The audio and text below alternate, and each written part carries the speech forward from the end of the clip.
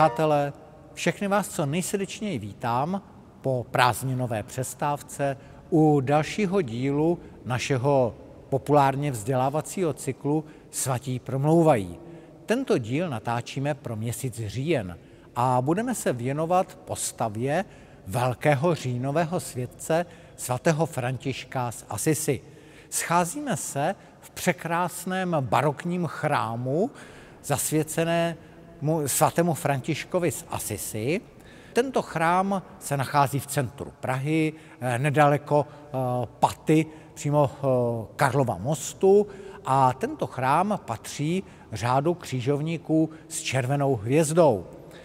Tento chrám je velice památný, protože byť je barokní, tak stojí vlastně na velice starobylých základech, jak uvidíte i v záběru, je vidět možno i prohlédnout do podzemních prostor.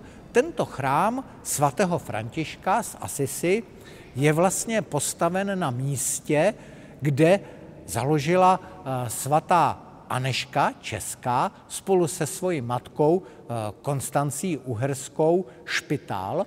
Mimochodem ten špitál byl zasvěcen svatému duchu, ale ten špitální kostel už od samého začátku byl zasvěcen svatému Františkovi. Čili proto se scházíme zde, v tomto význačném pražském chrámu, abychom si připomenuli postavu svatého Františka z Assisi a připomenuli si ji i v souvislosti se svatou Anežkou Přemyslovnou, protože Anežka Přemyslovna byla jedna z výborných duchovních dcer svatého Františka, která vlastně ten odkaz chudoby dokázala ve svém životě přímo zhmotnit a prozářit celý svůj život. Ale o tom si budeme vyprávět na jiném místě tohoto překrásného chrámu.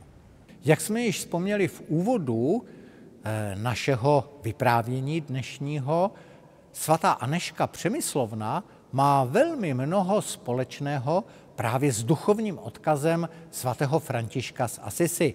Jenom abychom přiblížili to nějak časově, je třeba si uvědomit, že svatý František z Assisi žil na přelomu 12. a 13. století. Anežka Přemyslovna se narodila na počátku 13. století a je doloženo, že si i dopisovala zase s takovou duchovní dcerou svatého Františka Assisi, svatou Klárou. A vlastně se svatou Klárou si dopisovala ohledně té myšlenky principu chudoby, kterou by se měl prozářit duchovní život klarisek a vlastně ten odkaz svatého Františka z Assisi. Anežka Přemyslovna, abychom v krátkosti připomenuli alespoň to nejdůležitější z jejího života, tak byla dcerou význačného českého krále Přemysla Otakara I., jeho druhé manželky Konstancie Uherské. Anežka Přemyslovna byla od začátku takovou obětí sňatkové diplomacie, protože nejdříve bylo uvažováno o tom, že bude provdána do Slezska, proto byla vychovávána ve klášteře v Třebnici, slezském klášteře v Třebnici, kde se měla naučit jazyku a zvykům Slezska, Polska. Pak byla předána když z toho sňatku sešlo, tak byla předána do kláštera do Doksan, pak odchází do Vídně, kde se měla naučit pro změnu německým mravům, a tak neustále se střídalo několik míst a kde pobývala, připravovala se na svatbu a když sešlo i z této svatby, tak a dokonce po smrti jeho tatínka Přemysla Otakara, tak její bratr Václav zase rozehrává velkou hru sňatkové diplomacie. Uvažuje se dokonce o synovi císaře, pak o samotném císaři, ale Anežka se vzbouřila už a řekla dost. Už nechci být takým kamínkem na šachovnici sňatkové diplomacie a budu se věnovat pouze Pánu Bohu. A tehdy se říká, že samotný císař kapituloval a říkal, kdyby si vyvolila jiného ženicha, vyzval bych ho na souboj, ale že si vyvolila za snoubence Krista, tak vlastně nemohu proti tomu nic namítat. A Anežka se rozhodla právě žít v duchu tehdy moderních myšlenek, v tom duchu chudoby, abychom to vysvětlili. Víte, každý řeholník, který vstupuje do řádu, tak skládá slib chudoby, čistoty, poslušnosti. Ale myšlenka svatého Františka byla, aby žil chudý řeholník se slibem chudoby v chudém řádu. Aby vlastně nebyl řeholník, který složil slib chudoby, ale žil v opravdu téměř nadbytečném přepichu, který neměli ani ostatní běžní lidé.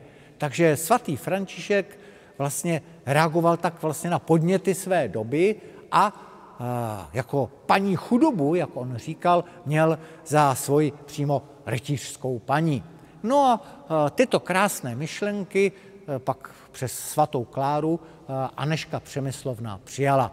No a jak už jsme říkali, stojíme na místě, kde Anežka Přemyslovna se svojí maminkou Konstancí Uherskou zakládá špitál svatého Ducha s kostelem svatého Františka a zde se právě nacházíme.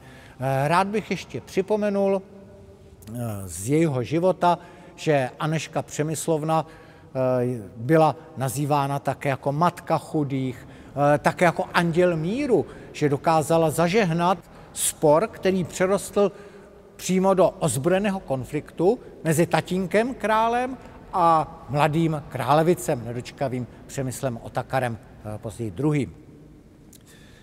Anežka je proto nazývána jako anděl míru, matka chudých, protože v klášteře, který založila, klášteře Klarisek na Františku, tak tam rozdávala opravdu poslední pecen chleba, dali ubohému, trpícímu a že jich v Praze bylo opravdu velice hodně.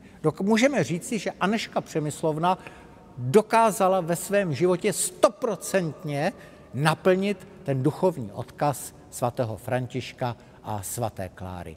Proto také natáčíme i ten pořad o svatém Františkovi v tomto chrámu překrásném, který patří bratrům křižovníkům s červenou hvězdou. Ale přejdeme na jiné místo tohoto chrámu, přejdeme před obraz svatého Františka, kde si budeme vyprávět o životě svatého Františka. Jak jsme již vzpomněli v předchozím dílu našeho natáčení, v předchozím záběru našeho natáčení, budeme se nyní věnovat postavě svatého Františka z Asisi nebo také svatého Františka Serafínského, jak je nazýván podle vidění, podle stigmatizace, o které si budeme vyprávět později. Nejdříve ty nejzákladnější údaje. František se vlastně nemenoval František, ale byl to Jan Křtitel. To František byla jeho přezdívka. Francesco se znamenalo vlastně jakoby zdrobnělé Francouzek. Byla to jeho přezdívka, která pak zdomácněla jako jeho jméno. Pocházel z rodiny bohatého kupce, který měl velký sen, aby jeho syn se stal šlechticem. No a jak jinak dosáhnout, když je měšťanského původu, patricejského, jak jinak dosáhnout šlechtictví, než získáním rytířských ostruh, pasováním na rytíře v nějaké bitvě. A tak svému synovi pořídil velice drahou zbroj, perfektní výzbroj a poslal ho do bitvy. Bohužel, nebo bohu dík, záleží na tom nahoře, jak vedl kroky životního osudu svatého Františka, tak František nezískal rytířské ostruhy, neskládal už dál verše ke cti krásných panen a dívek, ale skončil ve vězení. skončil v zajetí, ve vězení a tam poznal, co jsou to útrapy. Poprvé v životě poznal, co to je hlad. Poprvé v životě poznal, co to znamená být přikován ke zdi, stát po kolena v hnící vodě, vykonávat potřebu pod sebe do hnící slámy. A v takové neuvěřitelné špíně on, který byl zvyklý žít v hedvábí a luxusu, najednou musí žít v neuvěřitelné špíně a chudobě.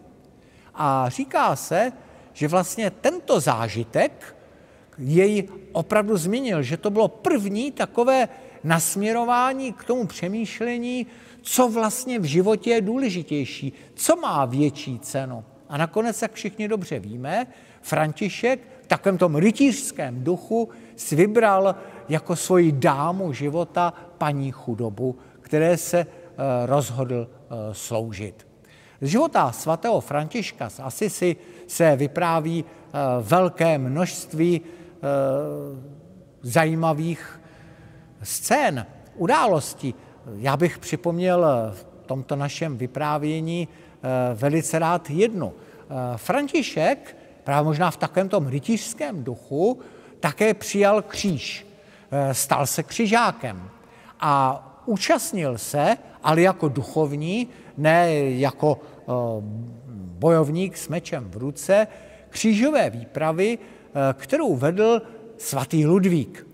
Ovšem dochází, ta křížová výprava skončila katastrofou, dokonce i francouzský král Ludvík byl zajat, pak byl teda propuštěn za velké výkupné, ale tehdy vlastně František přichází, dnes bychom řekli, s bláznivou myšlenkou. A řekne, půjdu k sultánovi a přesvědčím ho, aby se stal křesťanem. Neuvěřitelné. Čekali bychom, že když přijde za sultánem, že se ani k němu nedostane. Ale šťastnou shodou okolností se k němu dostal. Předtím ještě, když ho zajali, tak křesťan, co to je? Hodíme ho lvům. Ale ti divocí lvy, podle pověsti, podle legendy, že František měl rád přírodu, zvířátka, tak známe, tak ti lvy se k němu lísali jako ochočené kočičky. A neroztrhali ho, přestože byli hladoví, tak ho neroztrhali na kusy, ale vlastně lehli si kolem něho, mazlili se s ním, což vzbudilo pozornost a řekli si, to je nějaký kouzelník. A tak přece jenom se dostal před oči sultána. A tomu říká, bratře sultáne, mám pro tebe nabídku, jak ukončit boje mezi křesťany a mezi muslimy. Přijmi naši víru. A on se zarazí a říká, dobře, ale jak mi dokážeš, že tvá víra je pravá? Proč bych měl opustit víru svých otců jenom kvůli slovům nějakého potulného derviše? Čím mě přesvědčíš? A on navrhne něco jako boží soud. Navrhne, udělejte hranici a vyber některého ze svých mužů a do té hranice vstoupíme oba dva. Ten, kterýho ty vybereš a já, do té hořící hranice vstoupíme a Bůh rozhodne, čí víra je pravá. Nechá ho na životě. Taková byla důvěra svatého Františka v zásah boží milosti. Ovšem došlo k něčemu jinému. Islámský panovník nemohl sehnat nikoho, kdo by byl ochoten podstoupit tuto oběť. No a tak nakonec, víte, František dosáhl toho, čeho nedosáhla křížová výprava. Oficiálně se říkalo, že křížová výprava se koná jenom kvůli tomu, aby svatý hrob byl v rukou křesťanů a aby křesťané měli možnost putovat na ta nejposvátnější místa spojená s životem Pána Ježíše. A tak tedy sultán dal Františkovi takzvaný ferman, což byla listina, pergamen s obrovskou pečetí a dávala mu možnost, aby František se mohl starat o chrám Božího hrobu a další místa svatá pro křesťany. Mimochodem sultán si ho vyzkoušel, protože ta pečeť sultánova znamenala, že František mohl přijít za kýmkoliv z aparátu tehdejšího islámské říše, ukázat, tady je ferman sultana a mohl říct, vydejte mi městskou pokladnici, nebo mohl říct, propuste křesťanské zajatce, propuste křesťanské otroky. Mimochodem, k tomu byl přemlouván, aby to udělal. Ale František říkal, nemohu zklamat bratra sultána, který mi to dal jenom proto, abych se mohl starat o chrám Božího hrobu. A tak vlastně svatý František stojí u, můžeme říci, získání, opětovné získání chrámu Božího hrobu do rukou křesťanů a proto také františkáni, duchovní synové svatého Františka, se dodnes starají o ta nejposvátnější místa křesťanů ve svaté zemi. Ale to jsme, přátelé, trochu odbočili. Víte, je třeba se zamyslet nad tím, čím svatý František byl známý.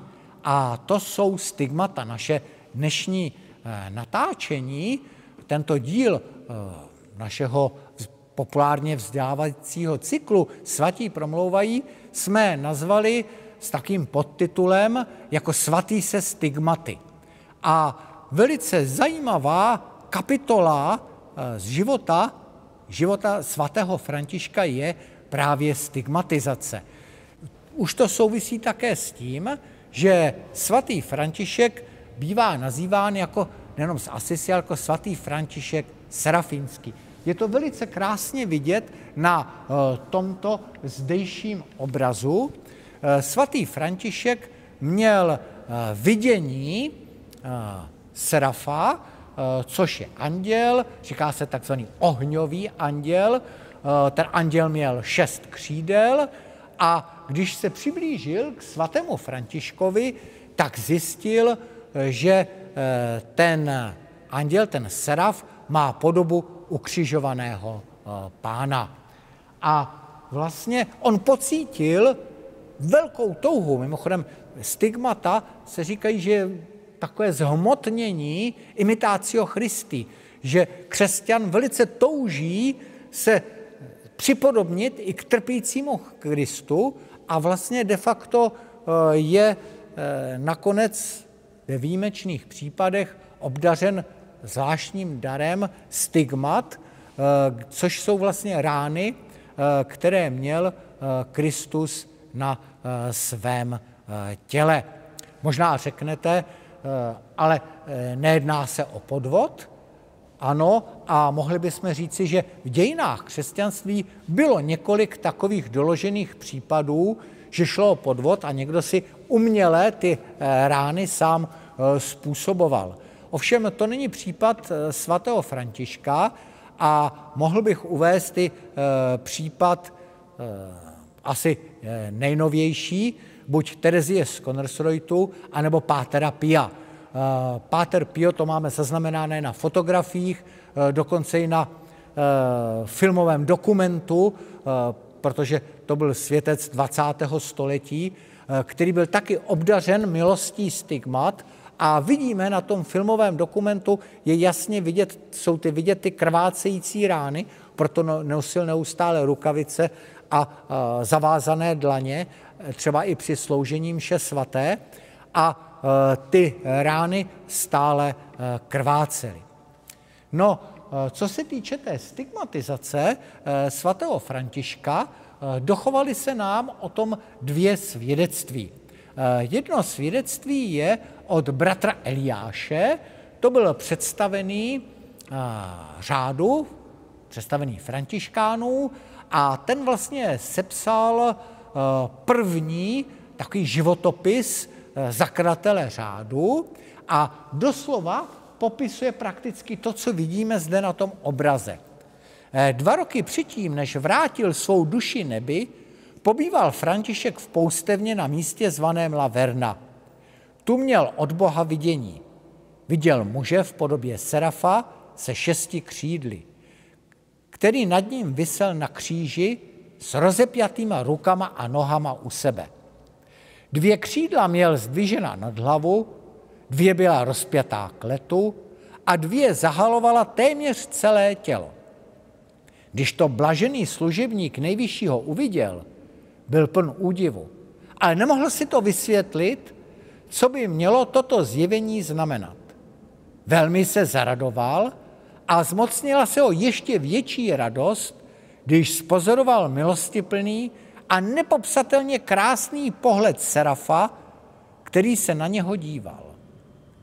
Ale jeho ukřižování a hořkost jeho utrpení ho naplňovaly hrůzou. A tak byl jako povznesený, tak zaražený, smutný i veselý. Radost i zármutek se v něm střídali. Ustaraně přemýšlel, co by mělo toto vidění znamenat, a jeho duše se plnila úzkostí ještě více, když se snažil pochopit jeho význam. Zatímco rozumově nemohl stále do jeho smyslu proniknout a novost a neobvyklost vidění zaměstnávaly jeho srdce, začala se na jeho rukou i nohou objevovat znamení hřebů týmž způsobem, jak je krátce předtím viděl na ukřižovaném muži nad sebou. Tolik tedy svědectví bratra Eliáše. A máme krásné svědectví od Tomáše z Čelana, což byl vlastně takový duchovní žák svatého Františka a byl jak papežem, tak později i řádem pověřen k tomu, aby sepsal oficiální životopis svatého Františka a zároveň také svaté Kláry. A v tomto popise se věnuje také i problematice stigmatizace svatého Františka. Trochu se to liší od toho popisu bratra Eliáše. Připomeňme si, co píše. Jeho ruce i nohy jako byly v prostředku probodeny hřeby, přičemž se hlavičky hřebů objevily na rukou na vnitřní a na nohou na vnější straně. Na protější straně pak byly jejich hroty. Znamení totiž byla na vnitřní straně rukou kulatá, na vnější podlouhlá. A bylo tam vidět kousek masa, který přečníval, jako by to bylo skřivené, ohnuté konce hřebů, které přečnívaly zbylé maso. Stejně tak byla vtištěna znamení hřebů i na nohách s přečnívajícím masem. Také pravý bok byl jakoby probodený kopím a byla v něm zatažená rána, z níž často teklo tolik krve, že ho svatá krev prosakovala hábitem. Tolik tedy blahoslavený Tomáš z Čelana. Přátelé, to je velice krásné svědectví o stigmatizaci svatého Františka z Asisi, anebo také podle toho anděla Serafa svatého Františka Serafínského. A právě na tomto oltáři u bratří křižovníků s červenou hvězdou tak vlastně vidíme tu scénu tak, jak byla už popsána v citátu z kronik. Jenom bych chtěl připomenout, připomenul nám to jeden z členů řádu, rytířského řádu křižovníků s červenou hvězdou, že 17. září vlastně jako řádový svátek zde slaví stigmatizaci svatého Františka z Asisi. Čili je to vlastně takové velice krásné naplnění a propojení toho odkazu svatého Františka z Asisi, Anežky Přemyslovny, svaté Kláry do jedné společné myšlenky služby Bohu skrze znamení chudoby. V našem vyprávění jsme dospěli k samotnému konci. Je na snadě, že musíme nejdříve poděkovat. A v prvé řadě děkujeme bratrům křižovníkům řádu vlastně Ordo Militaris Crucigenorum cum stella rubea, jak se historicky v latině nazývají, vojenský nebo rytířský řád křižovníků s červenou hvězdou, za to, že nám umožnili natáčení v tomto jejich překrásném chrámu svatého Františka z Assisi.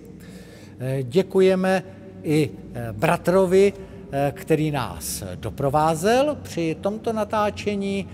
Laskavě nám zajistili parkovací místo, opravdu služby byly perfektní. Já, přátelé, vám děkuji za pozornost a budu se těšit, že se s vámi shledám u dalšího dílu našeho vzdělávacího cyklu, populárně vzdělávacího cyklu Svatí promlouvají, a už nyní připravujeme další díl, a to na měsíc listopad. Děkuji, přátelé, za pozornost a budu se těšit na další setkání s vámi.